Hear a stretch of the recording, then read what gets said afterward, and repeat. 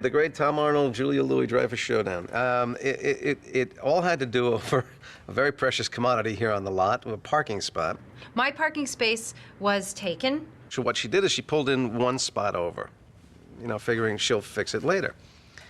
And it happened to be Tom Arnold's spot. And so then I went to work, and it came to my attention that something had happened to my car. Being the exquisite gentleman that he is, he wrote a note and left it on the car. It says, "You stupid, you're such a blah, you're such a lot of bad language and calling me names. Don't do this again. How dare you," et cetera, et cetera. Like, wow, this is intense. I obviously moved my car. And Julia, you know, people just don't treat her like that. And she was truly, truly upset, and she didn't know what to do, and she knew exactly who it had come from. And I was shortly thereafter walking on the lot with Jason. We run into Tom Arnold. And I actually went up to him and I said, "Hey, Tom, Jason, we haven't met, but I'm Jason, and I just want you to know the car in your spot was Julia's because they were doing construction. She was late. You know, it wasn't a plan. She just kind of, you know."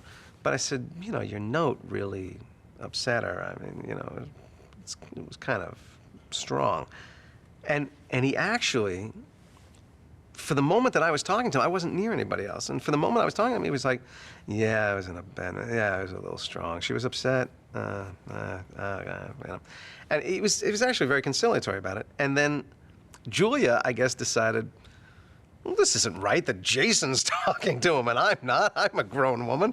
So she started walking over. And I say, "Hey, Tom, what's this all about?" And as soon as he saw her walking over, his hackles went up and he went, "What? You were upset by what I wrote?" "That's the way Rosie and I do things," Tom said. And it was just a complete change. He couldn't be the kind of sweet guy that I was dealing with in front of her for whatever reason. I said, "Well, I don't appreciate getting these kind of notes. If you just want to ask me to move, I'm happy to move." He goes, "Well, that's the way we do things, you know. You can't come into our spaces, can't take my..." Okay, whatever. Walk away. This is not a place where I want to have anything to do with any of these people.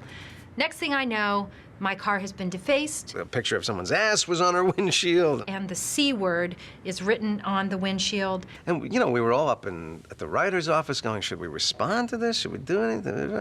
I wanted to get more into that feud. I said, this will be a good way to vent. Let's see, what could we come up with?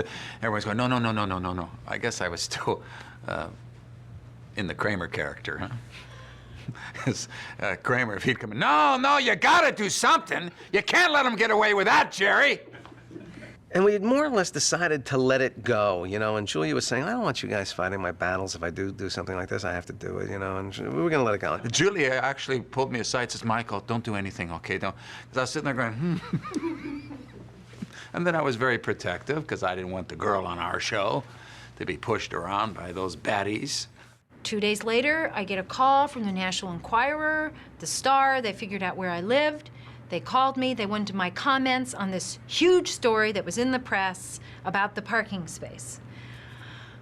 I, of course, didn't comment on anything to anybody because why would I go down this way? I remember being in the office and talking to Larry Charles and saying, "Why do they even care? Why are they so angry at us?"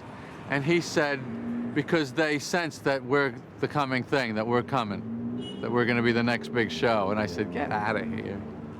You know, some people will make the claim that it's a resentment over the growing success of our show. I would make the claim that it has to do more with the psychological profile of Tom and Roseanne.